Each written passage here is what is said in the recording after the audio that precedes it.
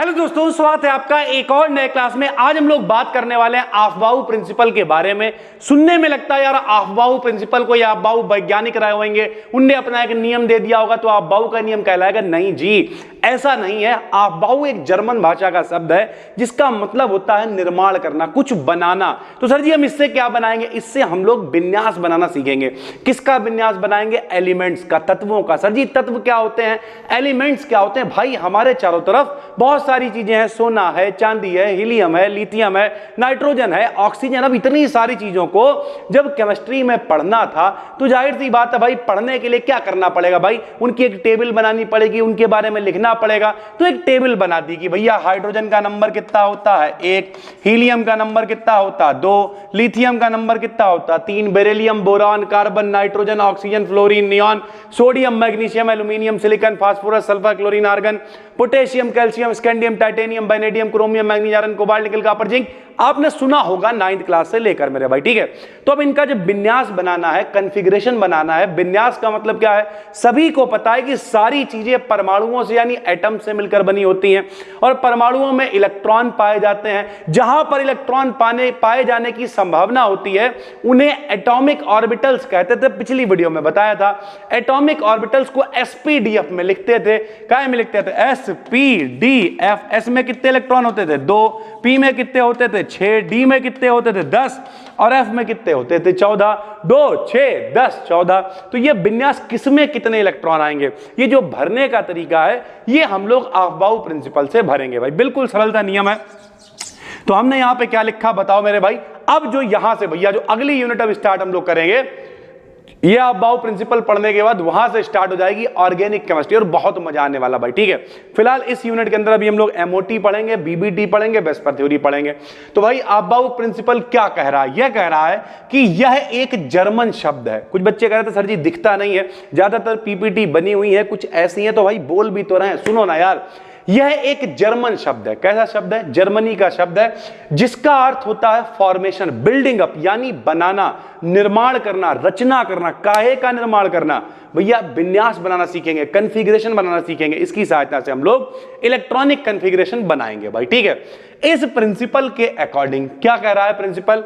Atomic orbitals, atomic orbitals आप जानते हो एसपीडीएफ, एसपीडीएफ। एटॉमिक ऑर्बिटल्स में इलेक्ट्रॉन सदैव एनर्जी के बढ़ते हुए क्रम में प्रवेश करते हैं, यानी कम ऊर्जा वाला आदमी पहले भरा जाएगा, ज्यादा ऊर्जा वाला आदमी बाद में भरा जाएगा। ये इलेक्ट्रॉन पाउली के नियम के द्वारा भरे जाते हैं। आपने 11th क्लास में पढ़ रखा है हुंड का नियम और पाउली का नियम। पाउली ने क्या कहा था? चारों क्वांटम संख्याओं के मान समान नहीं होते, अगर 3 के मान समान भी हो जाए तो चौथी का मान अलग होगा।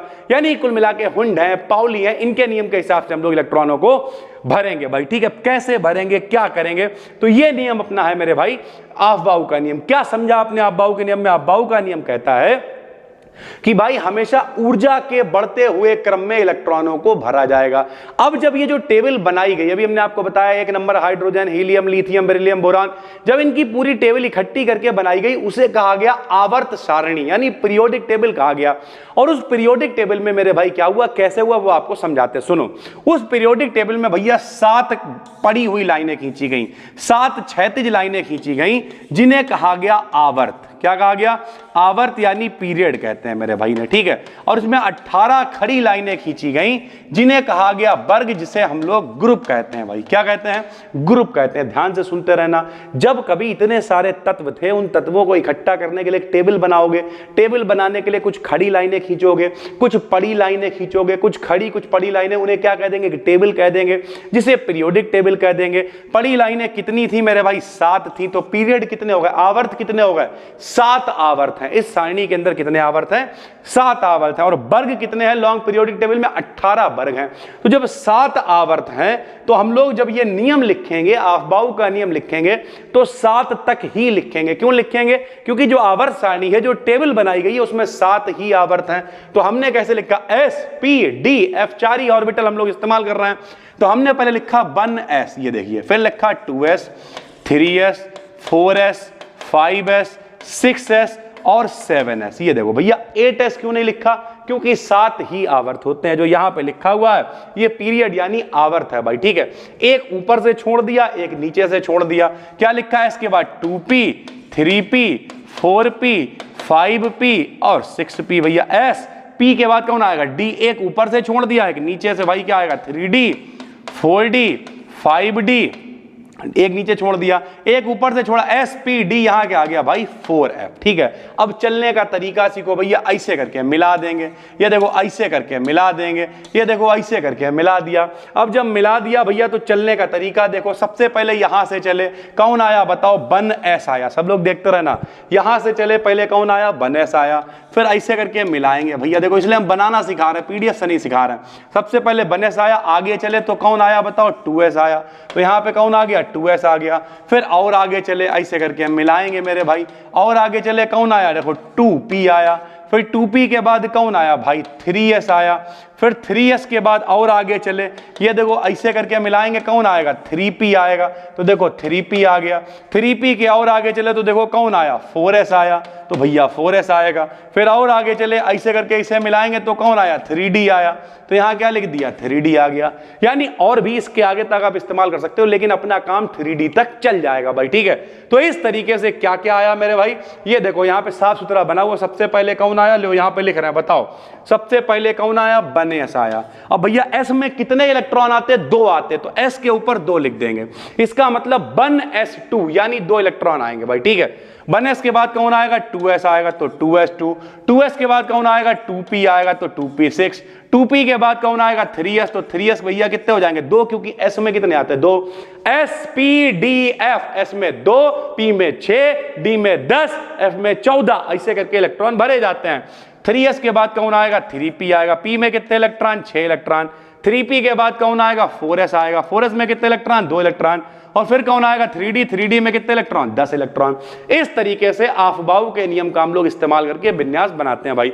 इसे आप एक गाने से याद कर सकते हो भैया। कैसे याद करोगे, गाने से, जो हम अक्सर ऑफलाइन में बच्चों को याद कराते हैं। सुनिए भैया गाना अरे 1s2 2s2 2p6 3s2 3p6 4s2 3d10 3d10। आइए जरा साथ में सुर लगाते हैं। अरे 1s2 2s2 2p6 3s2 3p6 4s2 3d10 3d10।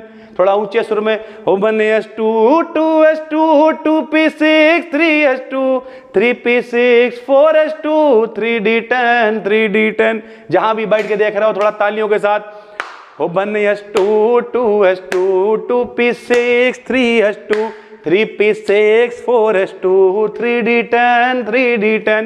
Sir जी इसका इस्तेमाल कैसे करेंगे, मान लिया भैया तुम्हें नियॉन का विन्यास बनाना है, कॉन्फ़िगरेशन। नियॉन का नंबर कितना होता 10, जिसका नंबर जितना उतने इलेक्ट्रॉन, नियॉन का नंबर 10, इसका मतलब इनके पास 10 इलेक्ट्रॉन है। आ जाओ भैया, हो 1s2 2s2 2p6, यही खत्म हो जाएगा विन्यास। क्यों 2 2 4 6 10, देखो 10 तक बना दिया। तो इस तरीके से हम लोग विन्यास बनाते हैं, जहां तक बढ़ता चला जाएगा वहां तक बना देंगे। कोई कहते सर जी लो लिथियम का बना के दिखाओ, हाइड्रोजन हीलियम लिथियम का नंबर कितना होता 3, बोलो 1s2 2s1, क्योंकि 2 और 1 कितने हो गए 3, तो लिथियम का नंबर 3, तो 3 तक बना दिया। तो इस तरीके से मेरे भाई ये गाना पूरा निकल के आता है, जो आप आराम से मोहल्ले वगैरह में गा सकते हो। कैसे गाओगे, आ जाओ, हो 1s2 2s2 2p6 3s2 3p6 4s2 3d10 3d10। यो 1s2 2s2 2p6, जैसे मर्जी होगा, कोई फर्क नहीं पड़ता है। उम्मीद करते हैं आपको आफबाऊ नियम समझ में आ गया होगा। क्या होता है आफबाऊ नियम, लगातार ऑर्बिटलों को ऊर्जा के बढ़ते हुए क्रम में, यानी 1s की ऊर्जा सबसे कम, 2s की उससे ज्यादा, 2p की उससे ज्यादा, ऊर्जा के बढ़ते क्रम में इलेक्ट्रॉनों को भरा जाता है। इसकी सहायता से हम लोग इलेक्ट्रॉनिक विन्यास यानी कॉन्फ़िगरेशन को बनाते हैं, बिल्डअप करते हैं। इसलिए आफबाऊ भैया जर्मन भाषा का शब्द है, जिसका नाम है रचना या निर्माण करना, यानी फॉर्मेशन या फिर बिल्डिंग। उम्मीद करते हैं समझ में डिटेल में आ गया होगा। पहली बार देख रहे हो तो भाई चैनल को सब्सक्राइब कर लो, बेहतरीन कंटेंट आपके लिए लेके आ रहे हैं, और ये सारे नोट सारी पीडीएफ इकट्ठी आपको दे देंगे। टेलीग्राम चैनल BDKDN BSc पर सिर्फ प्योर BSc है भैया, सारा BSc का कंटेंट वहां पे शेयर होता है, तो जाके टेलीग्राम पे ज्वाइन कर लेना। फिर मिलते हैं, तब तक के लिए धन्यवाद, थैंक यू।